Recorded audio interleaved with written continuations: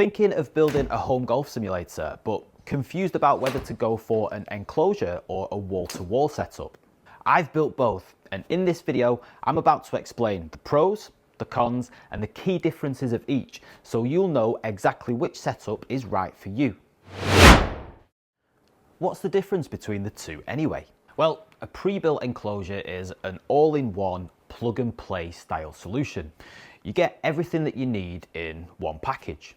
Whereas a wall-to-wall setup is much more bespoke and custom, and it takes a little bit more effort to get it right.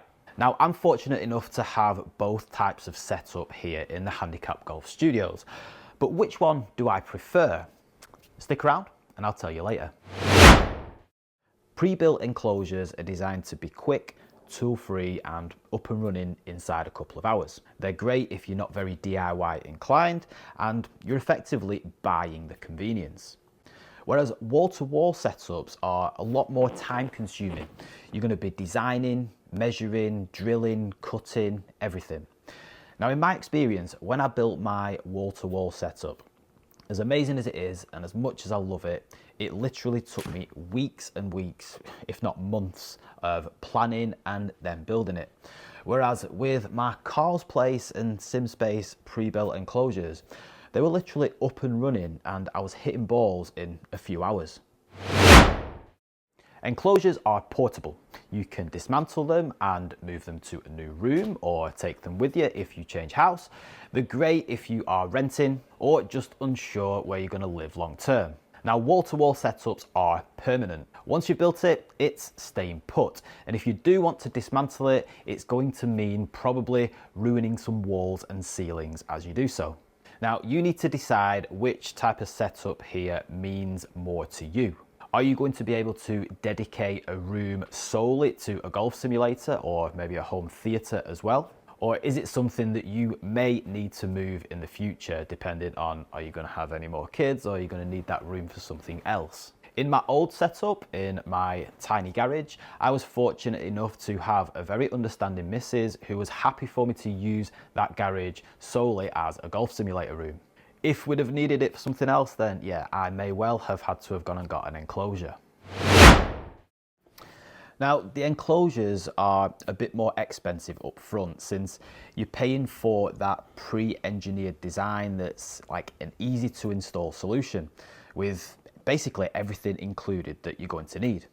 Now, your wall-to-wall setup can actually be a little bit cheaper as you can build your enclosure by simply attaching some metal galvanized angle to your walls and your ceiling and hanging your impact screen from that. You can also shop around and basically get all of the equipment that you're going to need from different retailers so you can get the best price. Now, one caveat of this is that if you're going to hire somebody to install it for you, this is where the costs can sort of flip. So in order to keep the costs low, then you'll need to be quite handy at DIY. In my experience, I managed to build a £20,000 setup for less than £12,000. But like I said earlier, it took me weeks and weeks to get it up and running. So if you can afford it and you can't be bothered with all of the planning, then go for a pre-built enclosure. Now, enclosures are very box-like. They're neat and tidy and give quite a professional finish, to be honest, but they're not seamless. Sometimes, in all honesty, it feels a bit like a cage in a room. Whereas the wall-to-wall setups are much more clean, custom and immersive, and it feels like it's a space that's dedicated to the simulator and it's a room that is supposed to be there. Now, in my experience, I feel like the wall-to-wall setups look a little bit more professional, they feel more immersive, and just give you an overall better experience.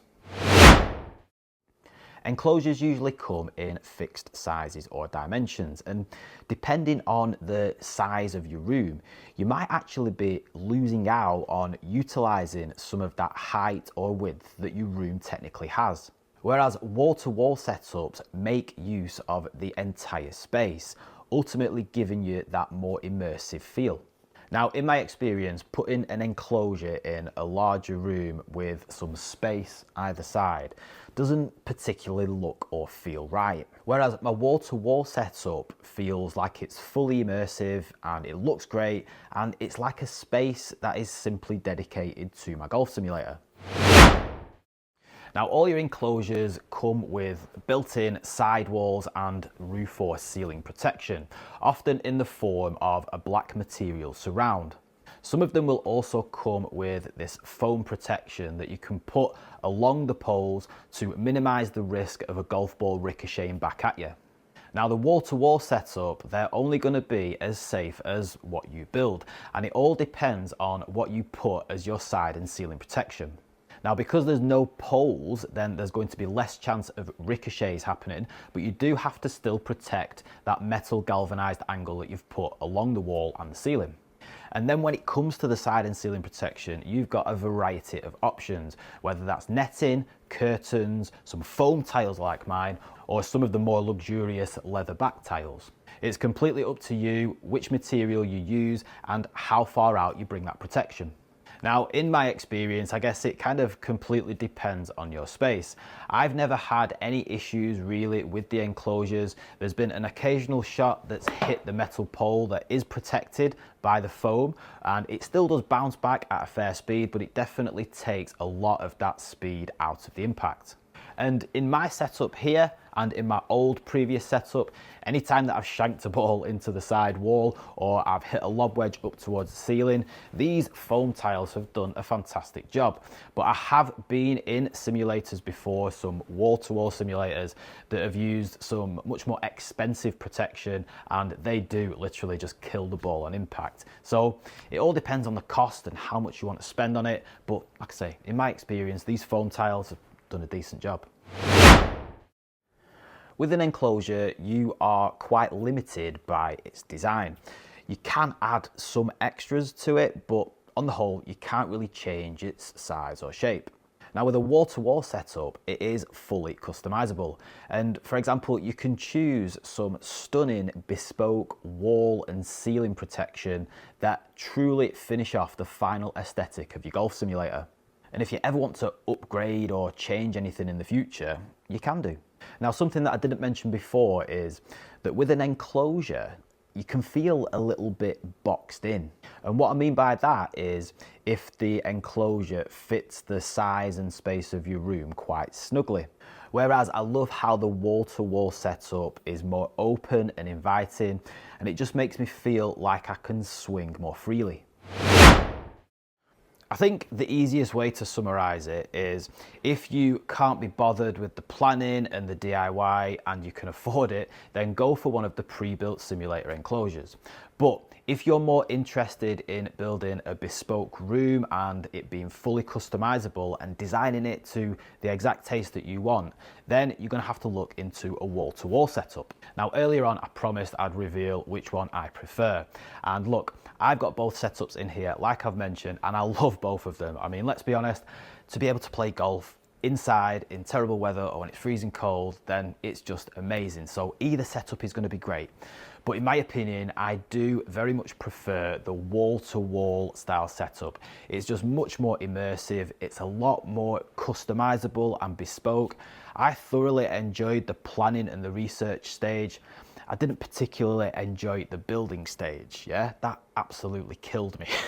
But on the whole, once I got the finished product, I absolutely love it. And if you gave me the choice of a bespoke room dedicated to a golf simulator or plopping an enclosure inside a larger room like a double garage or something like that, I would go for the wall-to-wall setup all day. And I think secretly I do quite like the DIY aspect of it.